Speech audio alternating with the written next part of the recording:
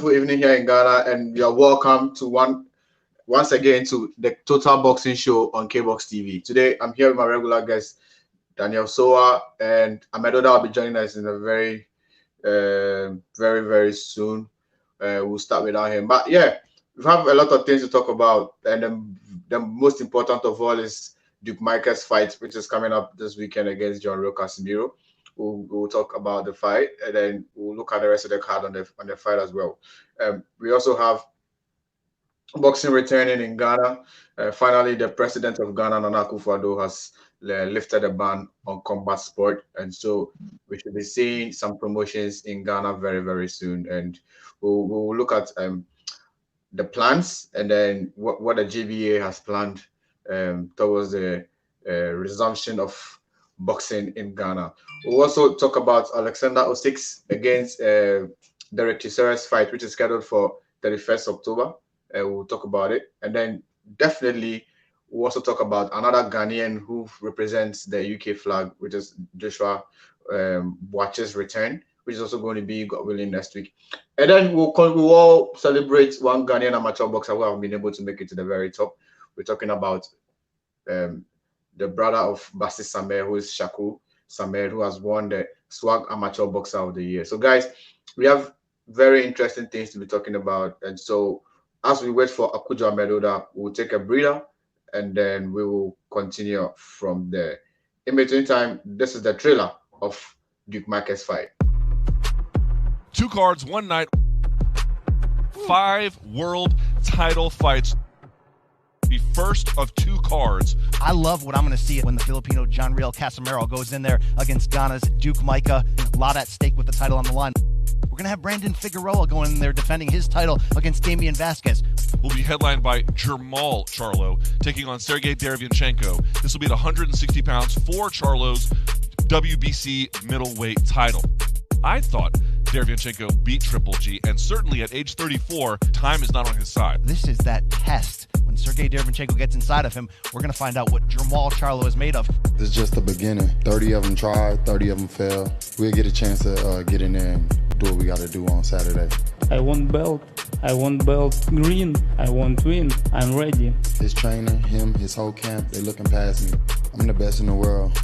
Saturday, you guys get a chance to see it. All right, for us, the fight that we are very interested in is this one, the one that features our Ghanaian fighter Duke Michael, who will be up against John Real Casimiro in a WBO bantamweight championship. So I'm sure you've been looking at how things have been going, and what do you have to say about this matchup? I think it's a great opportunity for Duke Michael to write his name down in this COVID time, so that after COVID, after winning the title, he can start making some millions and raise the flag of Ghana high. And but looking at the opponent, John Real Casimiro has done great for the world of boxing. It's not someone that we can just overlook. I mean, looking at his pedigree, what do you think he will bring to board on Fight Night? I think it's going to be a very big challenge for Duke Michael. In as much Duke Michael's record speaks for goals. He hasn't taken any loss. His fought, his won all his fight. Unlike Ray Casimiro, who has lost some bouts. So it's definitely going to be a tough fight for Duke Michael. But I believe Duke Michael has not been able to get the opportunity to show the world what he's made of. And that opportunity has now presented itself, and I know he's going to write his name down. People are going to see who he is, and like I said, it's a great opportunity for him to show the world what he's made of. It's a sort of mixed feeling in Ghana, right? Especially knowing the caliber of boxer that Duke Michael is up against. I'm saying it's a mixed feeling because as much as we Ghanaians are willing or want the title in Ghana, we also know who the opponent John Real Casimiro is, and the fact that he's been handled by some of the best promoters or handlers in the game, Sean Gibbons, with MP, the president of MP promotions. You think there wouldn't be any sort of kululu down there that would go against our guy? Most definitely there will be kululu. Like you see, we know the politics that goes into the sport, and Leroy Casemiro is a world champion now. It comes from a good camp, so definitely the politics is not on our side. So I know when you look at Dukmaika now, I've been following his camp and his training and all that. You can tell that he's ready. He's really ready for the fight, and he knows what is ahead of him, especially with the politics not backing him. So right. I believe strongly he's going to win in a very convincing way that the politics might not even help Leroy Casemiro. Great. So yesterday the pair met for the first time face to face at Connecticut, where the fight will be happening, and you could see, I mean, both of them very, very ready, very, very, eager to jump into the ring on Saturday night. And tomorrow will be the weigh-in, and we'll be monitoring situations, and then we'll bring guys some pictures of the weigh-in too as well. But let me come back to you, Sowah. Let's look at the journey of Dukmaika. He's gone through the ranks. He's gone through the amateur system. I mean, one of the fights that I watched to date, even was his fight against Nathan Collins of UK. I mean, the Olympic Games, and then you could see a very promising talent, a very determined boxer. Even though he lost that fight, I mean, that fight could have gone either way, but he lost that fight. When those are amateur times. He's developed, joined a team that went to Cuba and all that to learn the sport and then to become better at what they do. And then, I mean, we saw how he started in Ghana fighting, back and forth here and there, became the WBO bantamweight, WBO Africa bantamweight champion, and moved on, became a Commonwealth champion and all that, and then moved up to the WBCs too as well. And today he's had or Saturday we will have the opportunity to fight for the world title. Now, looking at how he's gone through the ranks, do you think these experiences will make him a better fighter when he faces Leroy Casemiro on Saturday night? Yes, Kofi, what he has been through is what it takes a boxer to turn a pro. You see, he has been through he has gone through the right processes. And after now, I don't see anything like I wouldn't know what I would say that whether mentally, whether when he's camp or anything, I wouldn't know what to say that he's not prepared for the fight. He's fully prepared for the fight right from the onset. He has been through it all. And like I said, he has been waiting for this world title shot for a very long time. And it's one of the boxers we all in Ghana knows if he should get a world title, he will win it and defend it and even try to unify the division.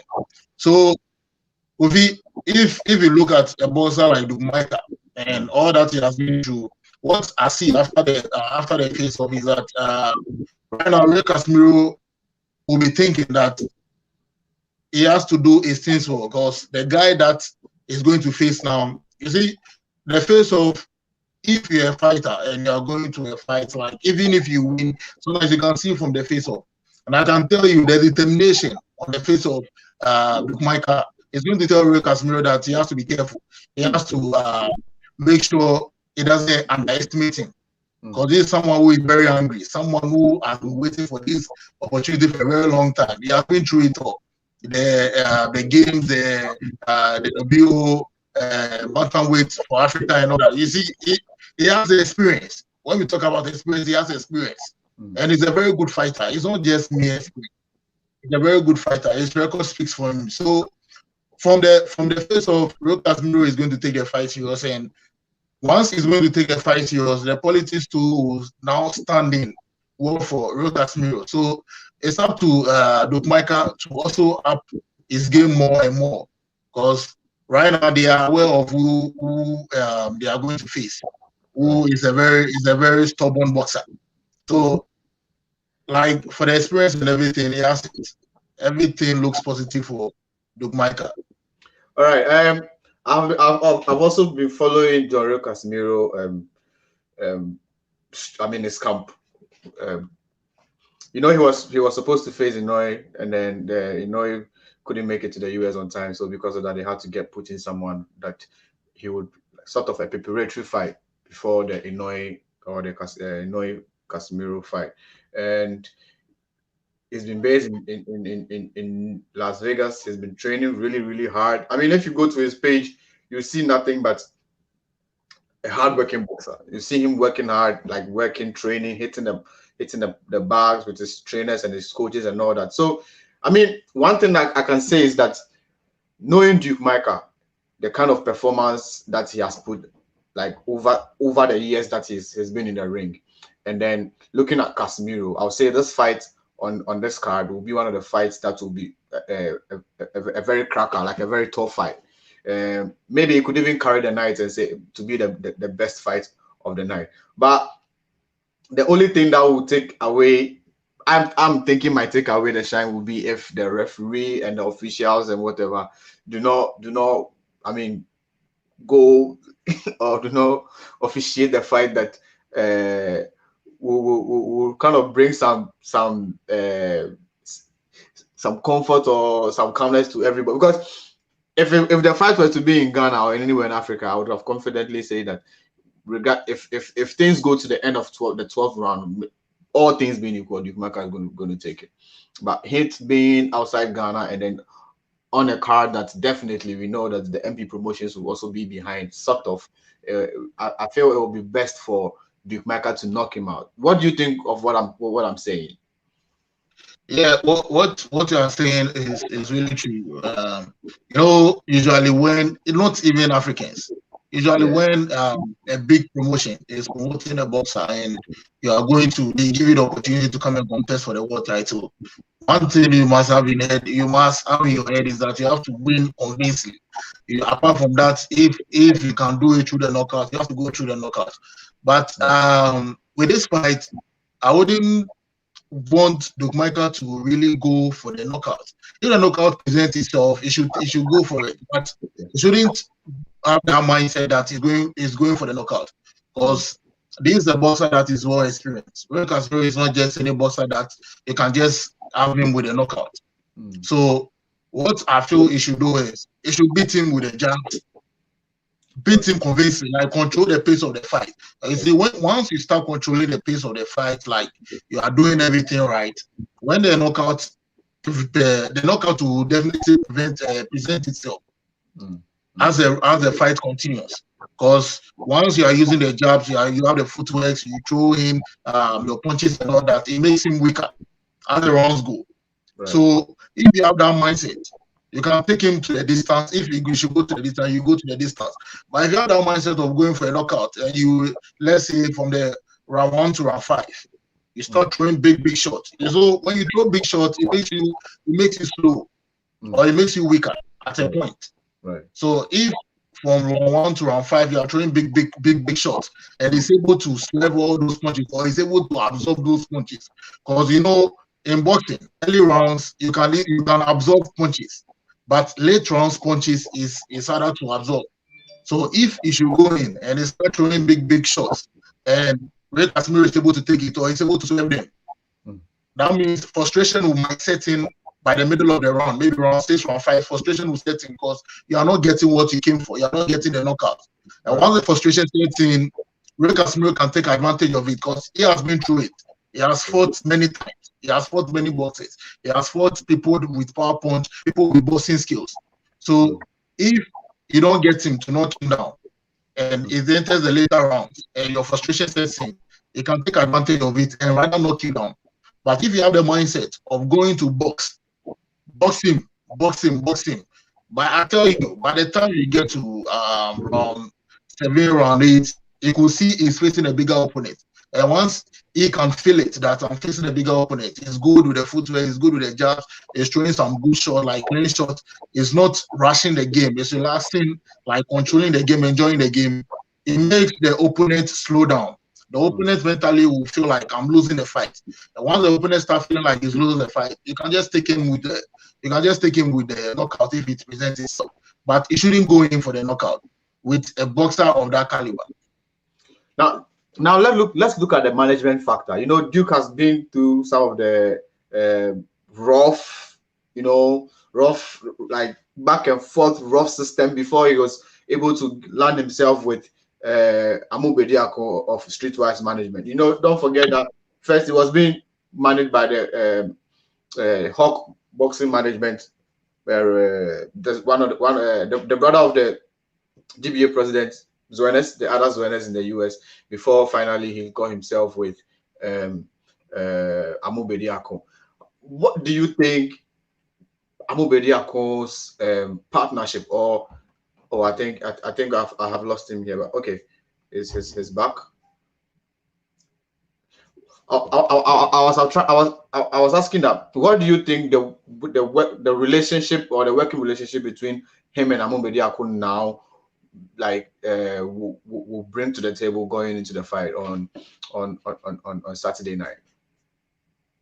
I think, Kofi, we all know what Amedoda has been able to do with the sport of boxing, especially with our Ghanaian brothers. And if it's with Amedoda and he's getting a world title shot, I tell you, the kind of motivation that is going to get from the kind of motivation that is going to get from them. And apart from that, Amedoda too would like to push everything through so that he can get him as a world champion under his promotion. So everything looks positive for Duke Michael. I don't see any problem at all. Even with the politics, even going for Roy Casimiro, I don't see it being a problem, because he's someone that has been waiting for this opportunity. And, you know, he understands the game. He understands how the sport of boxing works. He understands the politics is not going to go in favor of him. So all these things, he has it in mind. This is someone who is more experienced. He knows how the sport of boxing goes about and all that. So he being with Streetwise Management, who wants to make a world champion again, so that they can cement their name. They can once Duke Michael becomes a world champion, Amedoda will be able to get more world title shots for boxers under his camp, because he has been able to do it with Richard Comey. And he has made a good name for Rich Comey and for himself as well. So it's not just an opportunity for Duke Michael, it's an opportunity for Amedoda as well. And Kofi, I tell you, come Saturday, it's going to be a good fight, and it's going to be a good win for Streetwise Management and Duke Michael. You know, I brought in the management because, you know, a lot of talents in Ghana have not been able to reach their full potential because of management and managerial issues in Ghana. You see a boxer who's trying to get his name to the top, sign with this boxer, or sign with this management. By the time you realize the boxer is with a different management, and you know, the back and forth, then you see them go battle in the courts. I mean, the boxer is in the gym, and then there are two people who will be in the courts trying to settle who owns him and all that. You understand? And matchmakers and then agents who are also supposed to make it very easy for boxers for them to be able to make it to the top, will also be breaking the legs of people, trying to destroy people. This guy is not good. This guy is like that. This guy is like this. All sort of unnecessary fights. Forgetting that we are all in this game because we all want to make world champions, right? For instance, I'm going to bring this thing back because I'm not going to let it slide. Like I said, Duke Michael could have been a world champion by now, but when he was with the Hawk Management, we didn't see anything. We didn't. The guy just went off. We didn't see anything happening for him. And then the guy even made a video, explaining how he was feeling. You understand? He explained how he was feeling and everything, and all these things that he said were not taken like seriously when he was saying them. Because if it were, I'm sure that something would have been done by then. But fast forward, he got himself with Amedoda. Even that one, if you speak to Amedoda or if you contact him, he will let you know that it wasn't even easy. You understand? It was not even easy to get him on his side. The same way, boxers should just be straight with the people who are managing them. If you know you are being managed by Daniel Sowah and somebody else comes in that they want to manage you, you should just tell the person that, yo, I'm being managed by who? Daniel Sowah. If you want to come on board, just come on board. Because Even with Richie Comey, we see him work with Amedoda, but he has Cornelius on his side as well. You understand that everybody who is connected in boxing or knows that there's always somebody who's higher above you. Somebody has the connect more than you. You might be a manager, but somebody might be like a better connect than your manager. If you tell the person that I'm being managed by Daniel Sowah, the person will not turn it away. If the person really wants to help you, he will tell you that, you know what, bring in Daniel Sowah. Let's sit down and have a co-management partnership and see how I can take your boxing to a different level. Because, like I said, there are levels to the game. Your manager might want to manage you, but there's somebody who is more connected than your manager, who will work with your manager and definitely help you get to the top. So, once again, I'm excited that the guy has the opportunity for him to get to the very top. But the other boxers who are up and coming should learn or should be truthful going forward and let the people who are managing them know who is managing them, so that, like, overall their career can go smoothly and things will go well. Daniel, this brings me to my next topic, or our next topic, which is the Ghanaian boxer, amateur boxer, Shakur Samed, who has been awarded the SWAG Amateur Boxer of the Year 2019. You know, he brought the bronze medal from the games that he went. He was the only boxer that brought the bronze medal when he went to the games and the All African Games. I'm sure that's the reason why he has been given the award. But what do you think of? I mean, definitely, I would give you the opportunity to congratulate him. But what do you make of the state of amateur boxing in Ghana at the moment, Daniel? We still have a long way to go, because the amateur team, usually we have good boxers in them, and after the games, when they come back, their life just ends there. Some of them, it takes the grace of God. They sometimes they can go outside the country, but they find it very difficult to be able to get a good management team to put them on the world stage. And that's a big problem, because you see, the amateurs are the ones that are supposed to be world champions. Right. These are people that have spent a lot of time in the gym from childhood. True. And they've got into the very top. And if after the very top they represent the country and they come back and there's no plan or there's no future for them, it becomes a problem. Because Kofi, you and I know there have been some boxers that went for Olympic Games and all that. They didn't perform well. But in the world stage, when they turn pro, they've been able to win world championship, and they've been able to defend it and make good money for their country and for themselves. So if the amateur team are always going to go for they will go for Olympic Games, they will go for African Games, and they come back even after winning the medals and all that, they are not even giving good money. The country doesn't support them. Like the sports ministry, once Kofi, it's really sad, because see someone who will go and win something and bring to the country, for the country to be recognized at the All African Games, and after that they live their life for them.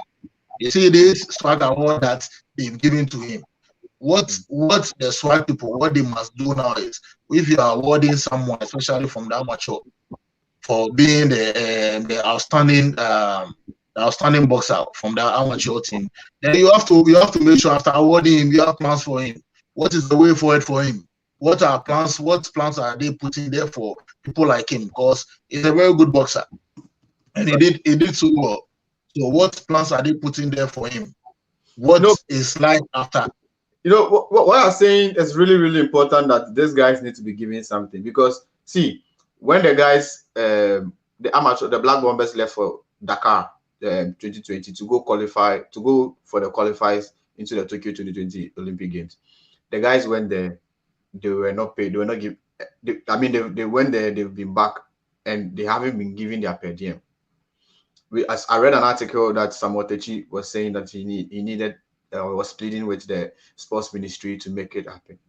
I mean, what kind of country are we living in? That people do their best, and when they come back, or not even when they come back, they are representing the country wherever they are going. They are raising the flag of Ghana there, and then when they compete and they come back, you want them to go you want them to sleep hungry.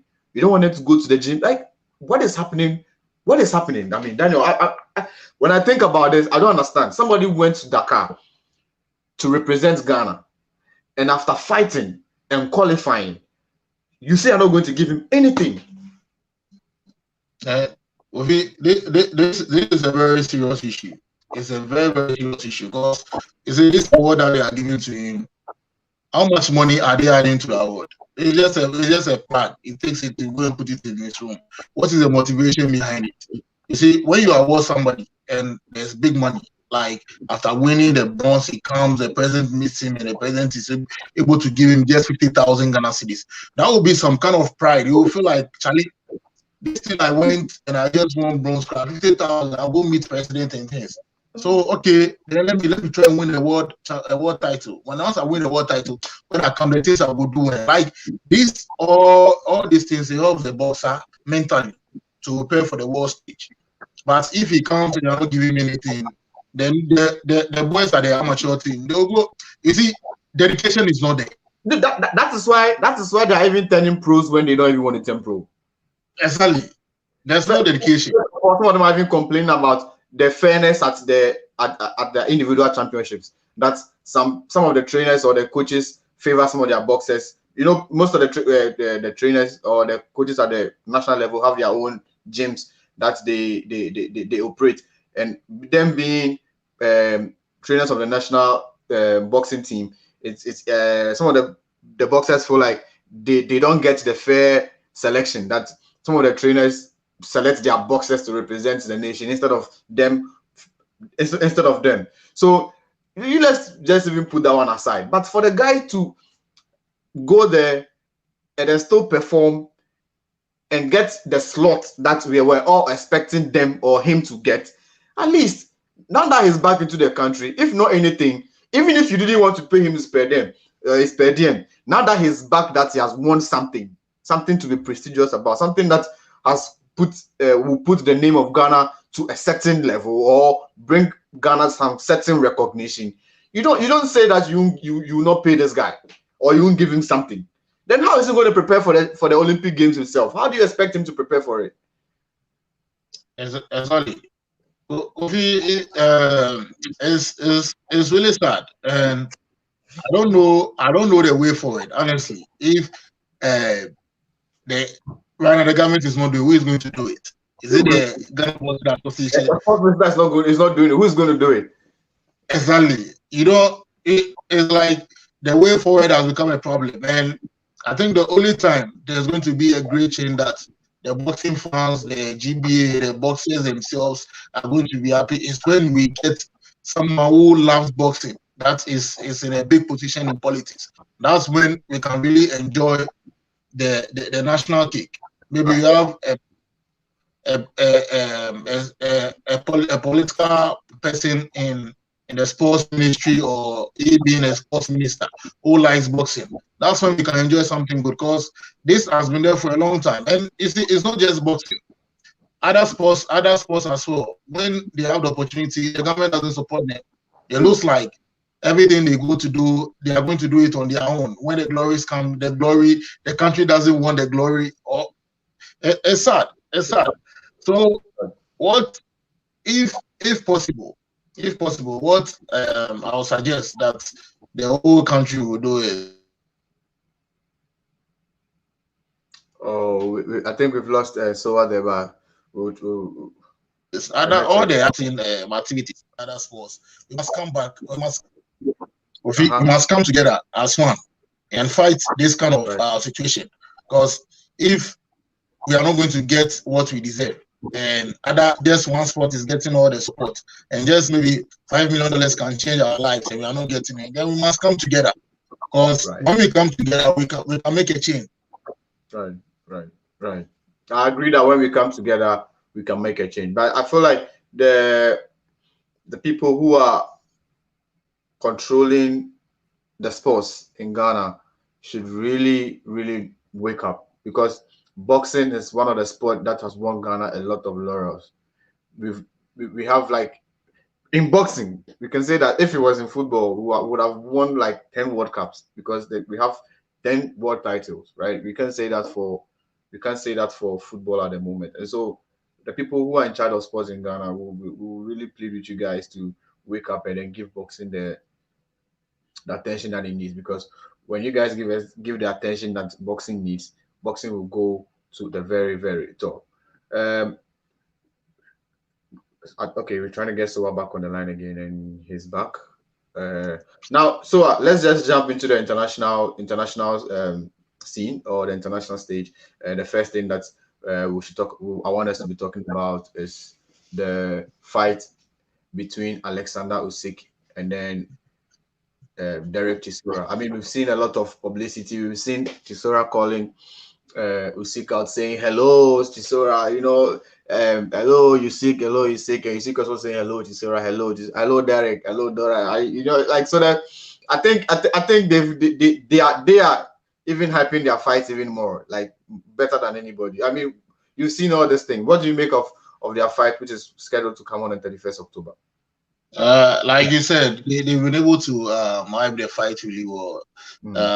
With Usyk, but me, I see Usyk as a comedian, and is taking the heavyweight division as a place he can play. But the heavyweight division is not a place to joke with.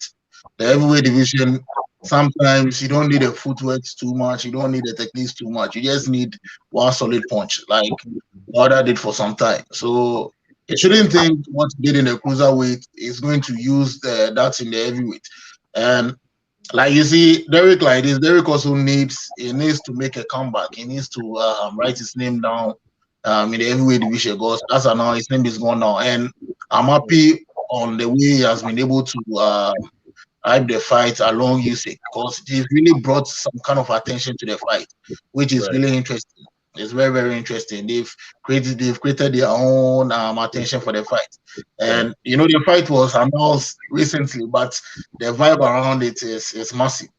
It's massive, and if I'll go deep into the fight, I think Usyk wouldn't take it easier at all, because Usyk would like to relax and control the fight with his jabs and his footwork. But Derek Chisora will come for war, like he's always saying. He come for war. We'll be attacking him more around, and if Chisora is going to attack him more around, then he's going to have a big problem, because Chisora is not going to throw small blows. Right. Is coming at you with big punches. And if you look at Usyk's last if you look back to some of his fights, you realize he doesn't really have that power punch, but he can box you to wear you down. So they should prepare, because Chisora is coming in for big punches. And for me, I see this fight. I don't see this fight going the distance. It will be a knockout.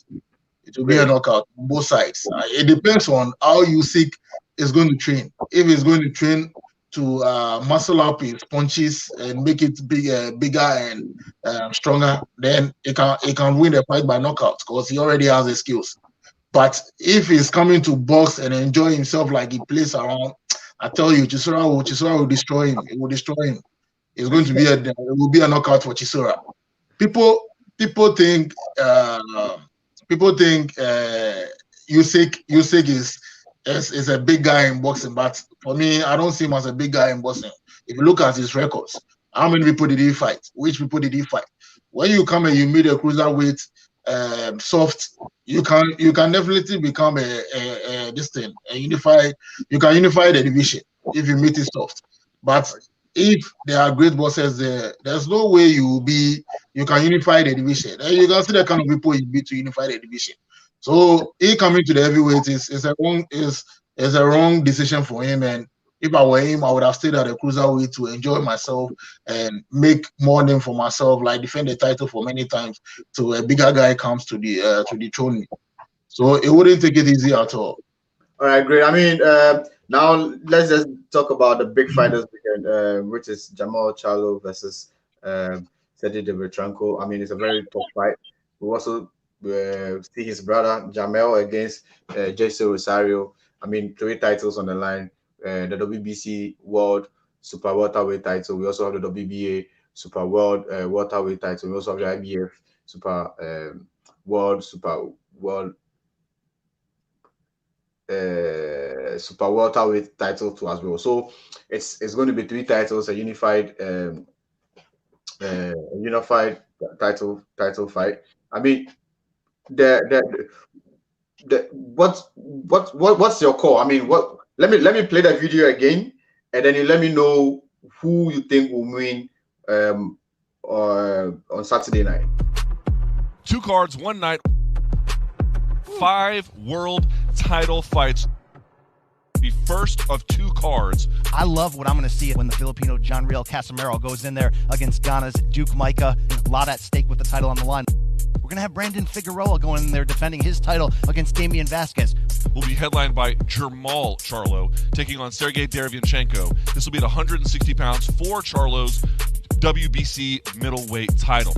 I thought Derevyanchenko beat Triple G, and certainly at age 34, time is not on his side. This is that test. When Sergey Derevyanchenko gets inside of him, we're going to find out what Jermall Charlo is made of. This is just the beginning. 30 of them tried, 30 of them failed. We'll get a chance to get in there and do what we got to do on Saturday. I want belt. I want belt green. I want win. I'm ready. His trainer, him, his whole camp, they looking past me. I'm the best in the world. Saturday, you guys get a chance to see it. I want belt. I want the green. You know, that's what Sergey Derevyanchenko was saying. But let me just walk you through. So we have Jermall Charlo versus Jesse Rosario. We also have Jermall Charlo versus Sergey Derevyanchenko. We have Branton Figueroa versus Damian Vasquez. We have John Casemiro versus Duke Micah. And then we have Luis Neri against Aaron Alameda for the vacant WBC World Super Bantamweight title. So, I mean, first one, the Jermall Charlo versus Jesse Rosario. Are you for Charlo or you're going to go for Rosario? I'll go for Jermall Charlo. Jermall Charlo is okay. All right. The next one will be Jermall Charlo versus Sergey Derevyanchenko. Which one are you going for? Charlo brothers. Okay. And then we have Brandon Figueroa versus Damian Vasquez. Which one are you going for? For now, I'll go for Damian Vasquez. Vasquez. Okay. All right. Yeah. And then we have John Casemiro versus Ghana's Duke Micah. Oh, definitely Duke Micah. Duke Micah will do the money. And Luis Neri versus Aaron Alameda. Which one are you also going for? Probably I'll go for Aaron. I've not looked at them well, but I might go for Aaron. All right, guys. So this is how it's looking like. Don't forget that Duke Micah will be on the line or in the ring, God willing, Saturday night, and definitely we'll be here to bring you the update when and as it happens. And so we wish him the very best. And the GB has already issued a letter to show their support for him, that they will monitor his training and his camp, and they are very confident that he'll be able to bring the world title. Just like Sowah and myself, we are also very confident that he'll be able to bring the world title, and so we wish him the very, very best. And another people, or a group of people that have also wished him the very best, is the Ghana Boxing Supporters Union. These guys have been fantastic. They always show Ghanaian boxers that they are always there for them, and this is no different. That they've also sent a goodwill message to them, to Duke Micah, saying that they are wishing him the very best come Saturday night. All right, guys, this is how we end the show today. We were not able to have Amedoda on, but we still wish him the best. I mean, your last words before you go, Sowah. I think the GBA, after Duke Micah wins the title and he brings it back, I think they must really work on the amateurs and make sure they are giving the right treatment, because you see what Duke Micah has been through. If not for the love of the boxing and maybe something came in, it would have just stopped boxing, because it wasn't treated fairly. And I think these are the kind of things, because you see, when a boxer, if you have like 10 amateur boxers bringing world title to the country, and they are on a purse for $2 million, which is about, let's say, $20 million, the GBA will make 10% out of that $20 million. And apart from that, they might defend it, they might fight, they will continue to fight, and the GBA will continue to make money. So I think the GBA now must make themselves as good business people. You see, if you are not a good businessman, there are a lot of people out there that are good business people. They understand business, and if you tell them, okay, this is, they can just give you a good plan on how you can make money out of those boxes. And once you follow them, you can enrich yourself. Once the GBA starts enriching itself, I think the ministry will start paying attention to them. You understand? So the GBA, by all means, like they've sent a goodwill message and all that. By all means, Michael is going to bring the title to Ghana this Saturday. So they must also now start looking at those things. They should know that 10%, if the Ghanaian boxer fight on a $50 million purse, they are going to make some big money. So they should start treating them right, so that we can all enjoy and continue with the sport of boxing. All right, from Sowah, DBA should treat boxers right. I mean, I totally support that initiative. It's something that will help the boxers, and it will also help the GBA themselves, and the guys will be able to become world champions, and Ghana will have a lot of world champions to come.